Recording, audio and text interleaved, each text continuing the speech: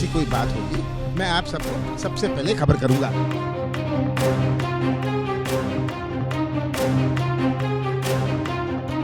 नमस्कार, मैं हूं आपके साथ अभिषेक पुंडी। जिस तरीके से कांग्रेस के बड़े नेता उसका साथ छोड़कर जा रहे हैं और बीजेपी लगातार अपने कुनबे को बढ़ा रही है, वो राजनीतिक पार्टियों का साथ लेना हो या फिर कांग्रेस के नेताओं का साथ लेना हो, क्योंकि जिस तरीके से पिछले दिनों नीतीश कुमार आए, जयंत चौधरी आए और अब चंद्रबाबू नायडू लगातार कोशिश में लगे हुए हैं, अकाली दल से भी बात चल रही है, तो पिछले दिनों के घटनाक्रम को देखते हुए जब भी किसी नेता के कांग्रेस छोड़ने की और बीजेपी के साथ जाने की बात होती है तो अब विश्वास सा हो जाता है। यही सब चल रहा है कांग्रेस के पूर्व मुख्यमंत्री कमलनाथ के मामले में। तकरीबन हफ्ते भर से खबरें चल रही हैं कि कमलनाथ कांग्रेस छोड़कर बीजेपी में जाने वाले हैं, जिसके लिए वो दिल्ली भी पहुंचे थे, लेकिन बीजेपी का अधिवेशन चल रहा था तो बात नहीं हो पाई। लेकिन बीजेपी नेता तेजिंदर पाल बग्गा ने कमलनाथ को लेकर चल रही सभी अटकलबाजियों पर विराम लगा दिया। बग्गा का कहना है कि कमलनाथ के भाजपा में शामिल होने की खबरें पूरी तरीके से फर्जी हैं, लेकिन जब कमलनाथ से पूछा गया था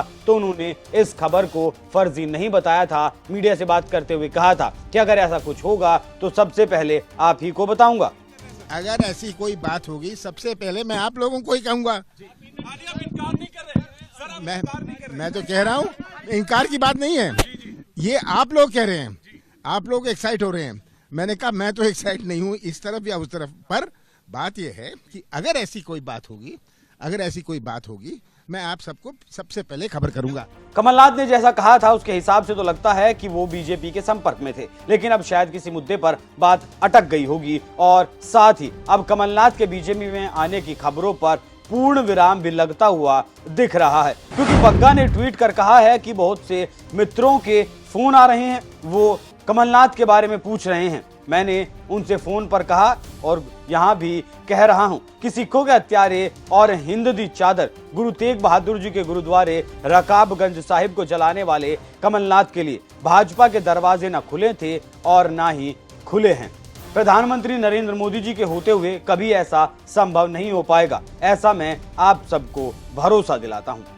अगर बग्गा की बात को माने तो कमलनाथ के लिए बीजेपी के दरवाजे कभी खुले नहीं थे और ना ही कभी खुलने वाले हैं। लेकिन यहाँ एक और पेंच फंस रहा है और वो ये है कि बग्गा का कहना है कि कमलनाथ जैसे व्यक्तियों की पार्टी में कोई जगह नहीं है, वो 1984 सिख विरोधी दंगे का दोषी है। हमें नकुलनाथ या अन्य किसी से कोई दिक्कत नहीं है, लेकिन कमलनाथ बीजेपी में नहीं आएंगे, मैं इसका आश्वासन दे सकता हूं।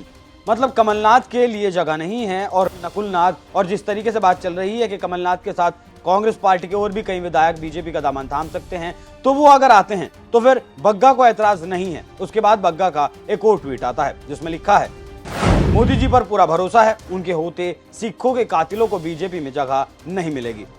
तो ऐसा कहा जा सकता है कि अगर कमलनाथ आते हैं तो बीजेपी के अपने नेता उसके हाथ से छिटक जाएंगे और ऐसा बीजेपी कतई नहीं चाहेगी। जबकि लोकसभा चुनाव की तारीखों का कभी भी ऐलान हो सकता है, तो ऐसे में बीजेपी अपना नुकसान नहीं करना चाहेगी। वहीं इन अटकलबाजियों के बीच कांग्रेस के आलाकमान ने दो टूक कह दिया है कि पिता कांग्रेस में और बेटा बीजेपी में शामिल हो जाएं, ऐसा नहीं चलेगा। कांग्रेस ने ऐसा इसलिए कहा है क्योंकि लगातार नेता साथ छोड़कर जा रहे हैं और अगर ऐसे में कमलनाथ भी चले जाते हैं तो कांग्रेस के लिए बेहद खतरनाक साबित हो सकता है। तो कांग्रेस फिलहाल समझ नहीं पा रही है कि वो करे तो करे क्या, क्योंकि जो नेता दशकों से कांग्रेस के साथ थे वो छोड़कर लगातार जा रहे हैं। अब आपको यहाँ ये भी समझ लेना जरूरी है कि बग्गा कमलनाथ का इतना विरोध क्यों कर रहे हैं। दरअसल कमलनाथ 1984 में हुए सिख विरोधी दंगों के दोषी हैं। इसके लिए बग्गा 8 दिन का अनशन भी कर चुके हैं, तो इसलिए बग्गा व्यक्तिगत तौर पर कमलनाथ के विरोध में खड़े हैं। वहीं कमलनाथ के बारे में बीजेपी से जुड़े सूत्रों का कहना है